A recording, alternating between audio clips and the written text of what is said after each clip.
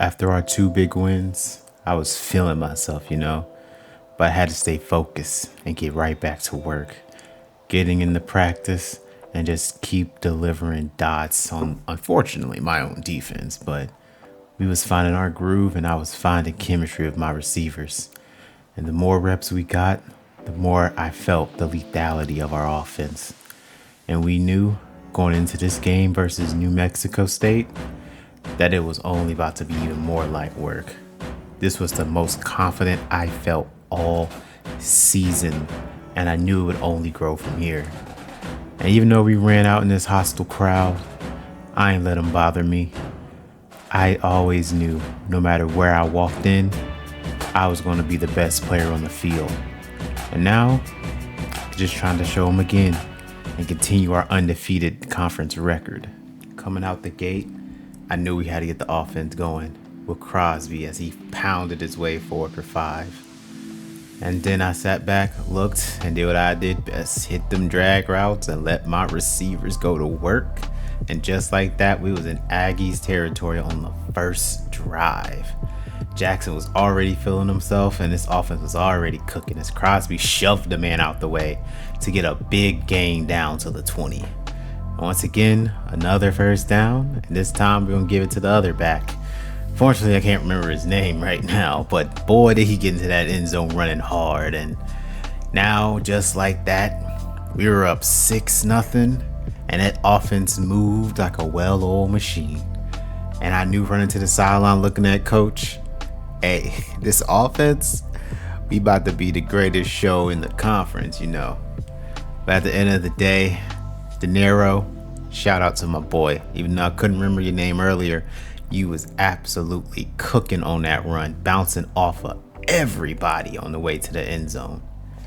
The defense did its job and got us the ball back, and I decided I was going to deliver some more dimes for another first down to put us right back into Aggies territory in the first quarter. Looking back again, this time I said, let me use my legs, get out there, took a nice slide to protect myself. But just like that, we were looking at 3rd and 6 at the 10. And once again, I decided let me drive down to the 2. This time taking the hit. But this time I'm going to give it to Crosby, who leaps in and collides with the defender to get our second touchdown of the day. And man, we was starting to feel ourselves now. This Aggies team couldn't stop us. We knew that, man. It was light work. Even though Crosby was looking tired, we did a nice little play action.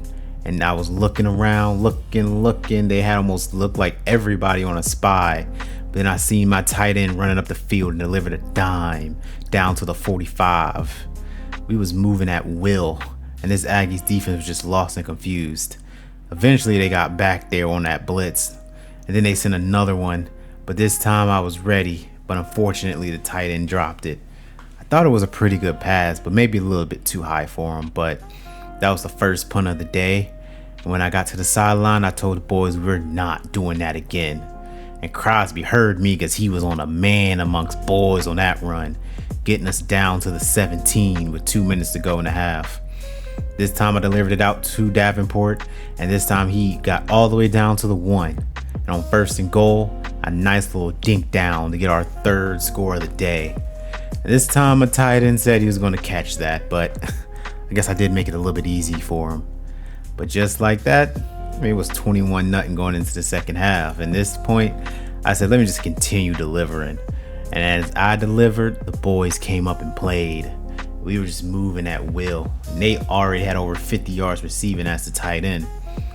And this time, we had a nice little read option. I bounced off of one tackler, tried to get to the outside, outran one person.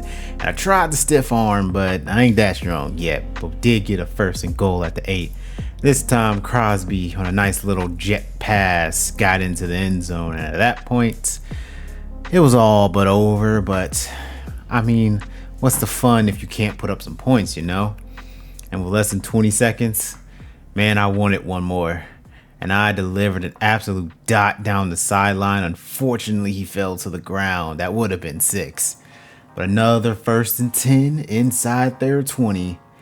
And at the end of the 3rd quarter, I decided to give it to Crosby and let him have his day as he got in for another score. And at that point, Coach was starting to tell us he was getting ready to take us out because, I mean, up 35 nothing. What you going to do? But I was proud of my offense overall. After the early critics and the early doubts, we've been out here balling, you know? We're out here doing our thing. Crosby and Davenport been running hard. I've been delivering passes. And at the end of the day, we end up winning 38-10. And we continued our streak, going to 4-2 and still being undefeated in the conference. We felt really good. And as I gave Crosby the game ball for his 140 yards and 3 touchdowns, we knew this season was only going to get better for us. But the work wasn't done. We had to get back to work, and we had to keep getting better because tougher competition is coming. And I was going to be ready. After getting back in town after our win over New Mexico State, I was feeling myself, and my classmate Audrey decided to invite us to a party. I had a good time, but I couldn't waste any more time. I got right back into the facilities and worked on my pocket presence and accuracy. I had to get better. I had to continue to strive because as much as this season was going, we still had a lot of work left to do. And those 2 losses to NC State and Tulsa, I didn't want to feel those again. But we had big time matchups versus Jacksonville State and Western Kentucky down the line. But first, I had to focus on UTEP and keep this undefeated conference season going. A lot more work to do, but I'm ready. I'm ready to get us more wins.